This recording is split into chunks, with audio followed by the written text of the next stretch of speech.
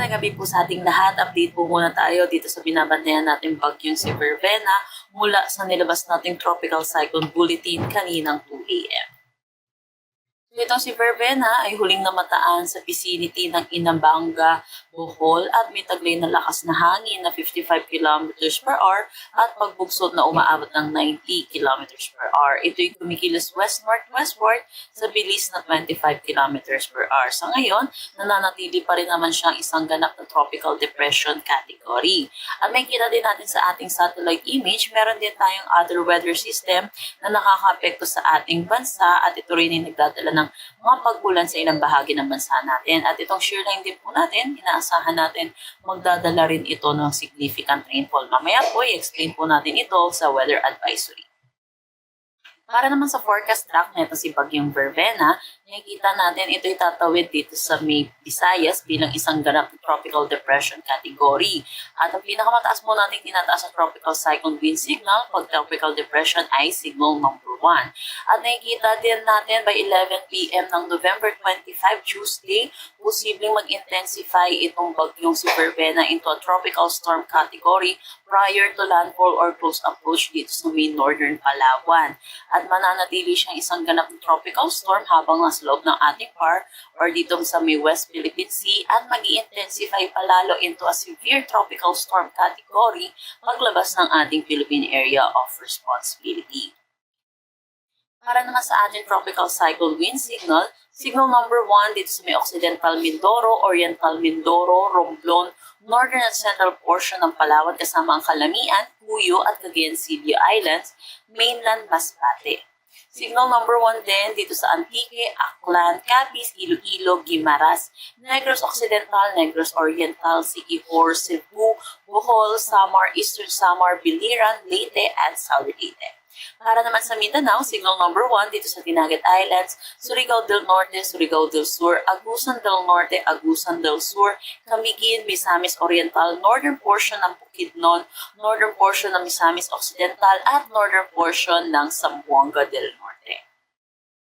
Sa ngayon, inaasahan din natin yung mga paminsan-minsang bugso ng malalakas na hangin dito po sa kahit mga areas po natin na wala pong under ng tropical cyclone wind signal. Naasahan po natin ngayong araw, posible pa rin po yung paminsan-minsang bugso ng hangin dito sa Luzon, Visayas, Dinagat Islands, Surigao del Norte, Agusan del Norte, Surigao del Sur, Davao Oriental, Misamis Oriental, Lanao del Norte, Misamis Occidental at Zamboanga del Norte. Bukas naman, inaasahan din natin dito naman sa Luzon, Western Visayas, Zamboanga Peninsula, Northern Samar, Eastern Samar at Dinagat Islands. So Thursday, nakikita natin nawawala or nababawasan na rin yung areas na under po ng may mga gusty conditions dahil na rin sa paglayo nitong si Bagyong Vervena. At nakikita po natin wala na rin tayong naasahan na malalakas na hangin dito sa may Mindanao at dito na lamang ito sa may Batanes, Cagayan, kasama ang Babuyan Islands, Ilocos Norte, Mimaropa, Bataan, Cavite, Batangas at Western Visayas. Para naman sa ulan na dala nito si Vervena, nakikita natin meron tayong orange na concentrated dito po sa Visayas area po natin at ilang bahagi na rin ng Mimaropa at Bicol region. Ito po yung inaasahan natin, makakaranas sila ng 100 to 200 millimeters of rain. Dilot po nitong si Bagyong Vervena at may kita din natin dito sa Main Luzon, sa eastern section, dito sa Cagayan, Isabela, Aurora, at Quezon, dulot naman ito ng shear line. So, dalawang weather system po ang inaasahan natin magdadala ng significant rainfall dito sa bansa natin. And then, yung mga color yellow pala po natin ay 50 to 100 millimeters of rain naman ang inaasahan. So, ito po, posible po yung mga flash flood po at mga pagbuho ng lupa. Kaya pinapaalalahanan po natin mga kababayan po natin na mag-ingat at makinig po tayo sa ating mga local government units hinggil sa mga posibleng pagdikas na kanilang kailangang gawin.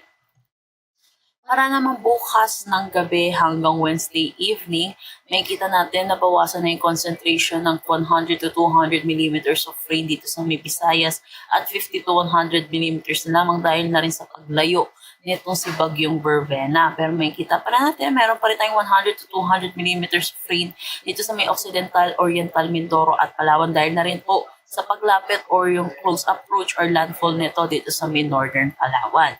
Dito naman sa may northern Luzon, meron tayong orange na 100 to 200 millimeters of rain. Sa may Apayao, Cagayan, Isabela, Aurora, dulot naman ito ng shear line. So ito din po nakikita natin, meron tayong color yellow or 50 to 100 dito sa malaking bahagi ng Luzon, pati na rin sa Bicol region, may dulot po ng shear line. So yun po, dito po sa Luzon, dito po sa Metro Manila, ay hindi po yung bagyo po yung mismo nagdadala ng mga pag-ulan sa atin, kundi shear line po ito. Pagdating ng Wednesday evening to Thursday evening, wala na po tayong nakikitang significant rain na dala nitong si Bagyong Bervena. At ito na lamang ay dito sa may Cagayan, Apayao, Isabela at Aurora, dulot na lamang ito ng shear line. Meron tayong nakataas na gale warning dito sa may Batanes, northern coast ng Cagayan kasama ang Babuyan Islands, Ilocos Norte at Ilocos Sur. So pinapaalalahanan po natin mga kababayan po natin mangingisda at may mga sasakyan maliit ng dagat. Delikado po muna tayong pumalaot dito dahil sa malakas na bugso ng northeast monsoon or amihan. At yan po muna ang latest nating update dito sa bagyong si Bervena. Next update po natin ay mamayang 5 a.m. Para sa karagdagang impormasyon, bisitahin ang aming mga social media pages at ang aming website pag-asa.vost.gov.ph. At yan po muna ang latest dito sa Pag-asa Weather Forecasting Center. Chanel Dominguez po. Magandang gabi at ingat po tayong lahat.